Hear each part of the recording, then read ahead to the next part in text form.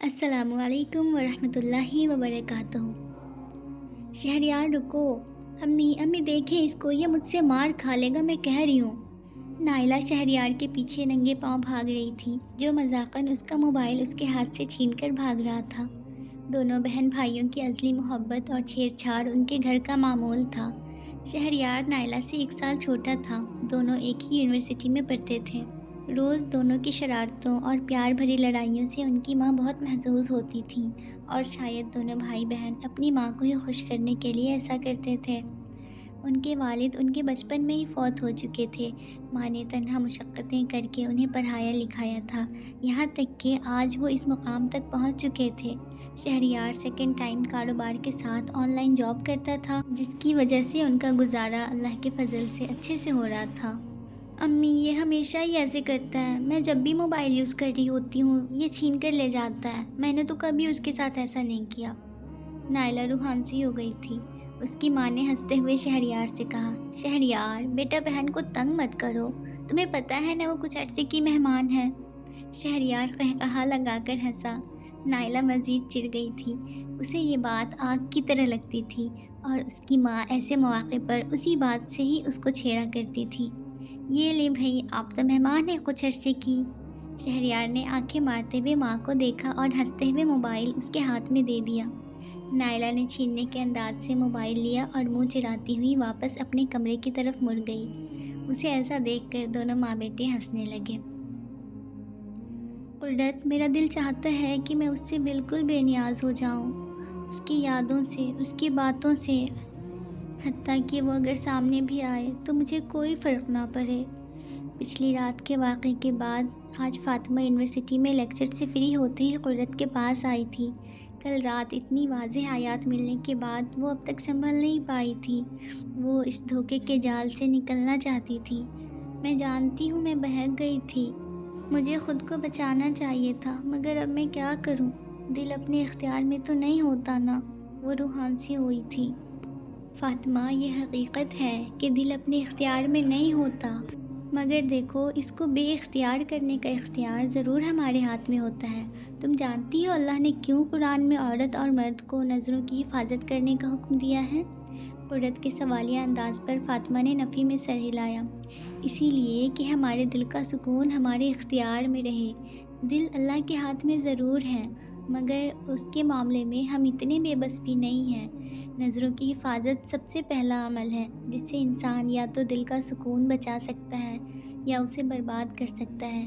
اسی لیے پہلے تو اس بات کو مائنڈ سے نکالو کہ تمہارا خود پہ کوئی اختیار نہیں ہے۔ وہ کافی سنجیدہ ہو کر فاطمہ کو سمجھا رہی تھی۔ آخر کیوں نہ سمجھاتی؟ وہ دل جسے رب کی محبت میں دھڑکنا چاہیے تھا، ایک نامحرم اور ناجائز محبت میں تڑپ رہا ہو، یہ رب کے حق میں ظلم نہیں تو اور کیا ہے؟ اور سنو، یہ ایک مرض ہے مگر لا علاج نہیں ہے، اس کی شفا موجود ہے۔ اللہ نے موت کے سوا کوئی مرض ایسا نہیں اتارا جس کی شفا موجود نہ ہو، مگر شفا تمہیں تب ملے گی جب تم واقعی سنجیدہ ہو کر شفا یاب ہونا چاہو گی۔ میں شفا چاہتی ہوں، فاطمہ فوراً بولی۔ الحمدللہ۔ دیکھو، کسی بھی بیماری کے علاج کے لیے 2 چیزیں لازم و ملزوم ہیں۔ سب سے پہلے تو پرہیز اور پھر دوا۔ پرہیز میں تمہیں چند کام کرنے ہوں گے تاکہ دوا اپنا اثر پوری طرح سے کر سکے۔ فاطمہ ہمہ گوش ہو کر سن رہی تھی۔ پرہیز میں تم سب سے پہلے اس کو بلاک کر کے اس کا نمبر ڈیلیٹ کر دو، تمام چیٹس اور پکس سب کچھ ڈیلیٹ کر دو، اس کے دیے ہوئے تحفے ان سب چیزوں کو خود سے دور کر دو۔ کوئی ایک بھی چیز تمہارے پاس نہ ہو جو تمہیں اس کی یاد دلائے۔ جب تم یہ کر چکو تو مجھے بتانا۔ فاطمہ نے آنسوؤں کا فندہ حلق سے نیچے اتارتے ہوئے اسمات میں سر ہلایا۔ اور سنو، کوئی کام بھی رب سے دعا کیے بغیر شروع نہ کرنا، 2 نفل پڑھ کر ہمت مانگنا، وہ ضرور دیں گے انشاءاللہ۔ اب کی بار وہ مسکرا کر بولی تھی، تم چاہتی ہو کہ تم بھی اللہ کے قریب ہو تو پہلا اسٹیپ یہ ہے تمہارا۔ اللہ قرآن میں کہتے ہیں نا، جب تک تم ان چیزوں میں سے جو تمہیں محبوب ہیں خرچ نہ کرو گے تم کبھی نیکی کو نہیں پا سکتے۔ سورہ آل عمران آیت 92۔ سو اٹس ٹائم کہ تم اپنے محبوب ترین چیز کو اس کے لیے قربان کر دو۔ قرآن واحد ذریعہ تھا جس کے آگے وہ خود کو بے بس محسوس کرتی تھی۔ اس نے آنسوؤں سے بھری آنکھیں جھکا لی تھیں۔ اس وقت اس سے بڑھ کر کون جان سکتا تھا کہ یہ سب قربان کرنا اس کے لیے کتنا مشکل تھا، مگر اسے اللہ کو پانا تھا۔ اللہ جیسی ہستی کو پانے کے لیے کچھ بھی قربان کرنا پڑے، کچھ بھی قربان نہ کرنا پڑے، ایسا کیسے ہو سکتا تھا؟ اس نے خود سے عہد کیا اور فوراً رب سے دعا کی کہ وہ اسے ہمت دے۔ شہریار نے مغرب کی نماز پڑھ کے سلام پھیرا ہی تھا کہ اسے اپنے پیچھے دبی دبی سسکیوں کی آواز آئی۔ اس نے مڑ کر دیکھا تو اس کے پیچھے ایک نوعمر لڑکا دعا کے لیے ہاتھ اٹھائے اپنے رب سے مناجات کرنے میں مصروف تھا۔ اسے احساس ہی نہیں تھا کہ اس کی ان سسکیوں نے کتنے ہی کانوں کو اپنی طرف متوجہ کر لیا تھا۔ کچھ نظریں اسے حسرت اور رشک سے دیکھ رہی تھیں اور کچھ ججمنٹل ہو کر، مگر شہریار ایک دم سے کھٹکا تھا۔ اسے یکایک آخری بار کی ہوئی اپنی دعا یاد آئی تھی جو اس نے واقعی طلب کر مانگی تھی رمضان میں، اور اب 6 ماہ گزر چکے تھے۔ وہ افسوس کے ساتھ گویا اندر ہی اندر خود سے مخاطب ہوا۔ اس نوعمر لڑکے کی سسکیوں میں کچھ ایسا تھا جو شہریار کو اندر سے ہلا رہا تھا۔ اس کے رونگٹے کھڑے ہو رہے تھے۔ وہ اٹھا اور مسجد سے باہر آ گیا۔ مسجد کے ساتھ ہی عورتوں کا مدرسہ تھا۔ اس پھیلتے اندھیرے میں چند عورتیں مدرسے سے نکل رہی تھیں۔ وہ مکمل برقع پہنے ہوئی تھیں، حتیٰ کہ ان کی آنکھیں بھی نظر نہیں آ رہی تھیں۔ ان پر نظر پڑتے ہی شہریار نے اپنی آنکھیں جھکا لیں۔ ایک خیال اس کے ذہن سے آ گزرا تھا، کاش نائلہ اور اماں بھی ایسے۔ شہریار یہی سوچتے سوچتے اپنے بک اسٹور کی طرف بڑھ گیا۔ مغرب کی نماز پڑھ کر وہ روز اپنے بک اسٹور آ جاتا تھا، جہاں اس کا ساتھی فراز صبح سے موجود ہوتا تھا اور پھر شام سے شہریار کی شفٹ شروع ہوتی۔ یہیں پر وہ اپنے آن لائن کام کے ساتھ اپنی یونیورسٹی کا بھی پڑھتا رہتا تھا۔ النور بک لینڈ اس وقت شہر کا سب سے بڑا اور مشہور بک اسٹور تھا، جسے یہ دونوں نوجوان لڑکے چلا رہے تھے۔ یہاں ہر عام خاص پرانی نئی ہر فیلڈ کی بکس دستیاب تھیں۔ یونیورسٹیز اور کالجز کے اسٹوڈنٹس یہاں آ کر سستے داموں بکس خریدتے یا اپنی بکس ایکسچینج کرواتے۔ شہریار نے آ کر سلام دعا کے بعد فراز کو گھر بھیجا اور اپنا کام سنبھال لیا۔ فاطمہ بیٹا، میں کب سے؟ مسز ریان نے فاطمہ کے کمرے کا دروازہ کھولتے ہوئے کہا، مگر کمرے کا حال دیکھ کر وہ وہیں ٹھٹک گئیں۔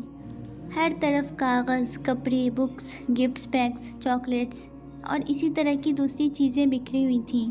فاطمہ اپنی الماری سے کچھ نکالنے میں مصروف تھی، مگر ماما کی آواز سن کر کچھ گھبرا سی گئی۔ مسز ریان ایک ہاؤس وائف تو تھیں، مگر انہوں نے خود کو فٹ رکھا ہوا تھا۔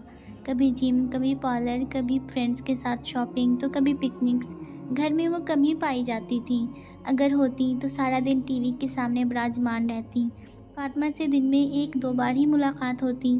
کبھی کبھی ہی ایسا ہوتا کہ اس سے اس کی پڑھائی کے بارے میں پوچھ لیتی، ورنہ اکثر اوقات بس نصیحتیں ہی ہوتی۔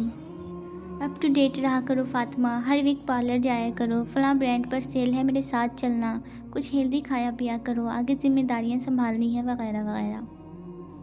فاطمہ خاموشی سے اپنی ماما کی باتیں سنتی رہتی۔ اسے کبھی ہمت نہیں ہوئی تھی کہ وہ اپنے بارے میں انہیں کچھ بتائے یا اپنی سفیان سے دوستی کے بارے میں انہیں کچھ شو کرے۔ اس کی عمر 21 سال تھی۔ اس کا دل کرتا تھا کہ وہ اپنے جذبات کا اظہار اپنی ماما سے کرے، مگر اس کی ماما نے کبھی اسے اس طرح سے ٹریٹ نہیں کیا تھا۔ یہی وجہ تھی کہ گھر پر مکمل توجہ نہ دینے کی وجہ سے وہ ایک غلط ٹریک پر نکل آئی تھی۔ بھائی اس کے الگ مصروف رہتے تھے۔ ویکینڈ پر سب جمع ہوتے تو مل کر ڈنر کر لیا، 1-2 گھنٹے ساتھ گزار لیے، مگر آپس میں کوئی اتنی فرینکس نہ تھی۔ ہر ایک اپنی لائف میں مگن تھا، کسی کو کسی کی لائف میں انٹرفیئر کرنے کا حق نہ تھا۔ مگر اس دن رات خواب میں ڈرنے کے بعد سے مسز ریان فاطمہ کے بارے میں کچھ محتاط سی ہو گئی تھی۔ پہلے جو کبھی اس کے کمرے میں خود بہت کم جاتی تھی، اب جانا شروع ہو گئی تھی، اور آج کمرے کی حالت دیکھ کر مزید تشویش کا شکار ہو گئی تھی۔ ماما آپ یہاں؟ مجھے بلا لیتی، میں آ جاتی۔ فاطمہ نے الماری بند کرتے اپنی گھبراہٹ کنٹرول کرتے ہوئے کہا۔ نہیں، بس ویسے ہی دل کر رہا تھا تم سے باتیں کرنے کو، سوچا خود ہی چلی آؤں۔ مسز ریان بیڈ کی طرف بڑھتے ہوئے چیزیں دیکھتے ہوئے کہنے لگی۔ فاطمہ کا دل تیزی سے دھڑکنا شروع ہو گیا۔ کہیں ماما کو پتہ نہ چل جائے، اف میں کیا کروں؟ یہ سفیان کون ہے؟ مسز ریان نے گفٹ پیک اٹھاتے ہوئے بھویں سکڑتے ہوئے فاطمہ سے کہا، ماما وہ میرا کلاس فیلو ہے، فاطمہ کو لگا کہ بس اب اس کا دل باہر آ جائے گا۔ اس کی والدہ گفٹ پیک کھول رہی تھی۔ صرف کلاس فیلو؟ مسز ریان کی مشکوک نظروں نے فاطمہ کو مزید کنفیوز کر دیا تھا۔ اس کا رنگ ماند پڑ چکا تھا۔ آج تو تمہاری خیر نہیں فاطمہ، اس نے دل ہی دل میں سوچا۔ ماما وہ دوست بھی ہے، تم نے کبھی بتایا نہیں فاطمہ؟ مسز ریان نے فاطمہ ماتھے پر بل لاتے ہوئے پوچھا۔ یقیناً انہیں اپنی بیٹی سے ایسی کوئی توقع نہ تھی، کوئی صرف دوست ہو اور اتنے گفٹس دے۔ اور بائی دا وے، لڑکا لڑکی کب دوست ہونے لگے؟ مسز ریان نے فاطمہ کی آنکھوں میں جھانکنا چاہا مگر اس نے نگاہیں جھکا لیں۔ آخر ماں تھی، اور ماں جیسے بھی ہو اولاد کے بدلتے رنگ کو پہچان ہی لیتی ہیں کہ دال میں کچھ کالا ہے۔ فاطمہ کو کچھ سمجھ نہیں آ رہی تھی کہ اب میں کیا کروں۔ اب تو وہ یہ سب ختم کرنے کی کوشش کر رہی تھی، اس دلدل سے نکلنا چاہ رہی تھی، مگر ماما کیا بتائیں انہیں؟ دل کی دھڑکن مزید تیز ہو گئی تھی۔